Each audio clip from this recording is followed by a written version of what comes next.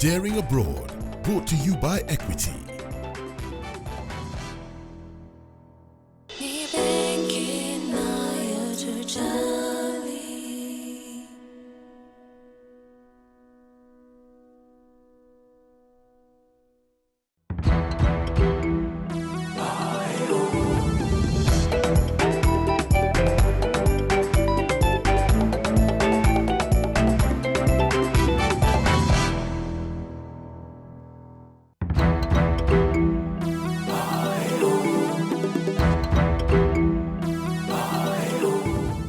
For me personally, traveling is my life. You know, I often say that as much as birds feel well in the air and fish in water, I feel well on a safari. Ujambo. Sijambo, salama, asante. Kiswahili sawa sawa kabisa. Sio sawa, nimesahau sana.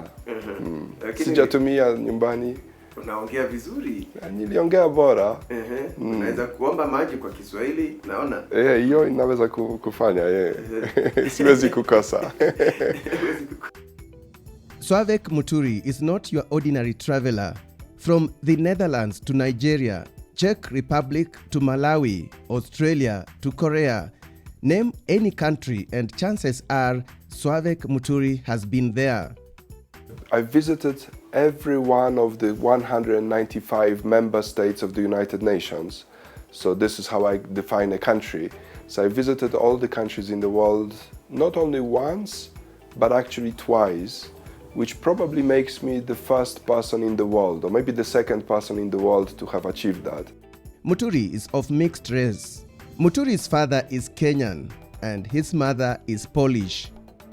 Ndio, alijifunza Kiswahili na lugha ingine, na baba yangu, he was invited to come and speak to them as a native speaker.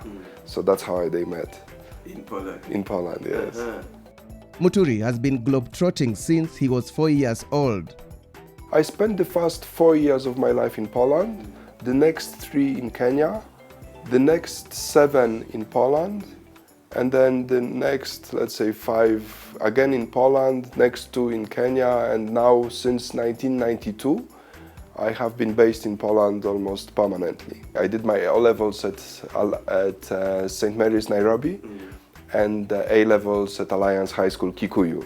Schoolmates included, the Uhuru and his brother Kenyatta, and their sister Nyakobi, and I remember we also had Gideon Moi and David Kibaki. So let's say the kids from the decision makers at the time, and the then decision makers and the current decision makers. This constant back and forth resulted in a love for travel. But it was not until 1989 that Muturi was able to undertake his first major trip, which happened to be from Poland to Kenya via road. And we drove with 2 Polish friends of mine, we drove a Land Rover which we bought in England. And that took 9 months to get here. Tell us the route. How did you go? So the route was from Poland through Czechoslovakia, as it was then called, and Austria into Italy. And we went through from the north of Italy to the very southern tip. And we crossed with a ferry onto the island of Sicily. And from there with another ferry to Tunisia. Then we went west to Algeria. Then we went south through the whole of Algeria, through the middle of Sahara Desert, and then went into Niger, close to the Nigerian border. We drove to Niamey, Ouagadougou in Burkina Faso, Mali, to Senegal. This is where my friends were refused visa with their Polish passports. Today, Poles can travel to Senegal visa-free. And then we had to return through Bamako and went to Côte d'Ivoire, to the coast, then followed the coast to Nigeria, went to Abuja and even to Jos, and then went through Cameroon.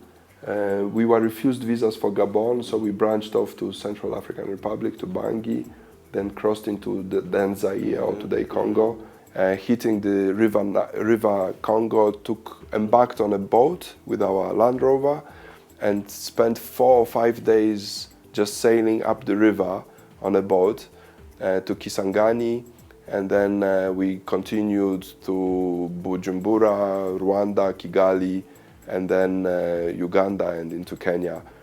Since then, Muturi has made a point of traveling across the globe annually, visiting at least 10 countries each year. So I've traveled from Ushuaia, which is in the very southern tip of Southern America, in Tierra del Fuego, all the way to Alaska. So through South America, through Central America, through Northern America. I've done a trip from Bangkok in Thailand to Poland by road. I've done a trip in Africa from Cape Town to Djibouti. I've also, this year, I went to Egypt from Angola. As we speak now, I am on a trip from Cape Town to Sydney, again by road. Muturi says he spends 10 to 11 months a year on the road.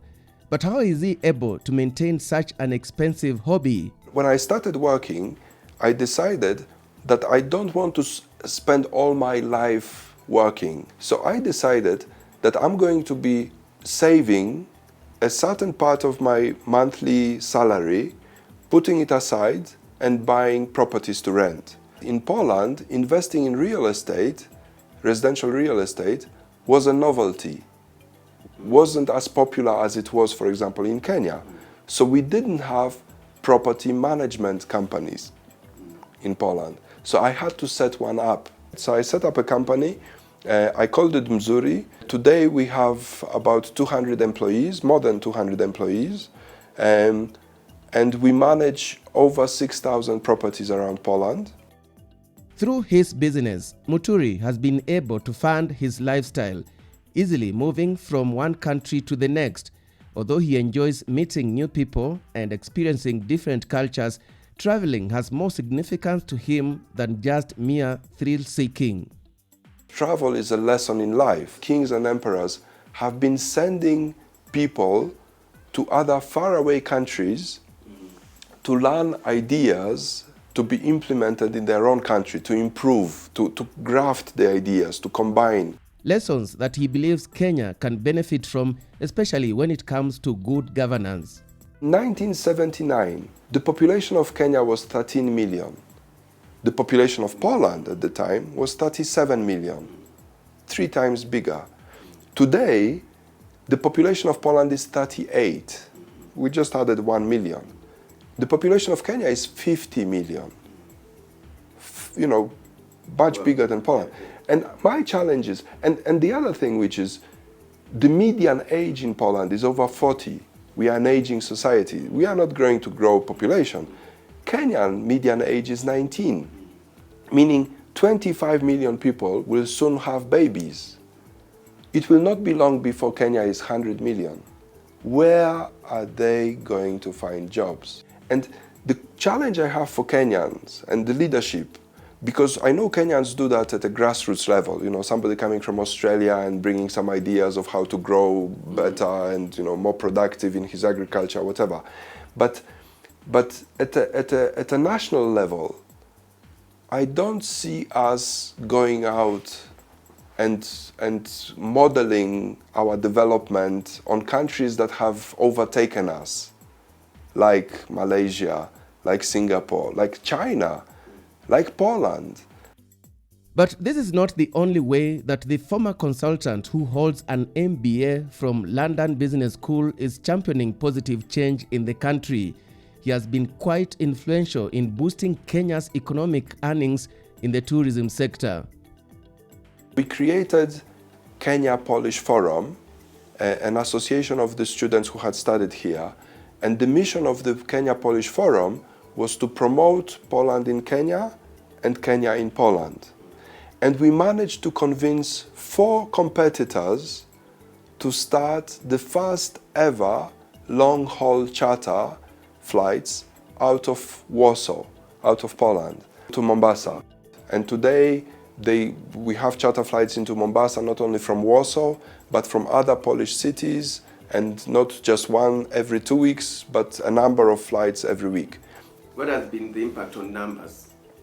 And the impact on numbers was big. Was, From the initial 1,600, 1,800, it jumped to 18,000. Then it surpassed even 20,000. Currently, the record traveler is using his trips to raise funding for various charities. And the cause I selected was to raise money for a charity whose aim is to provide housing to young adults living foster care. So those who are old enough, they cannot stay in a children's home anymore, and they have nowhere to live. So far, the foundation has been able to raise 500,000 Kenya shillings in addition to the 20 million Kenya shillings that Muturi has personally donated through provision of 3 apartments which would be used to house the youth in Poland. He eventually hopes to do the same in Kenya. Many times I've been asked, Slawek, do you feel more Kenyan or more Polish? And I used to tell them, I feel equally Polish and Kenyan. In fact, not 50% Polish and 50% Kenyan. I feel 100% Polish and 100% Kenyan at the same time. So I love both countries. Despite traveling for over 50 years, the 54-year-old father of 2 has no plans of slowing down because for him, travel is more than just adventure. It is about learning and embracing diversity. And as we conclude his story, this is his secret of how one can also get to dare abroad on our Diaspora Bite.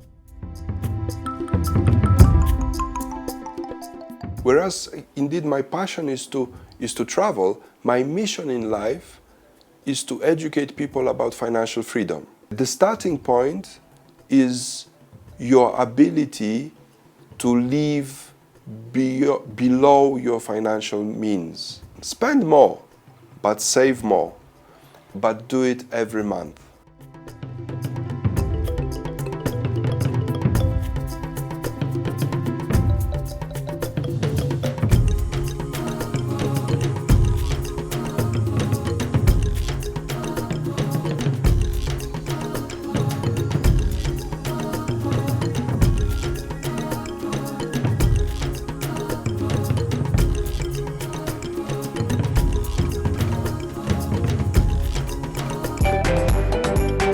Daring Abroad, brought to you by Equity.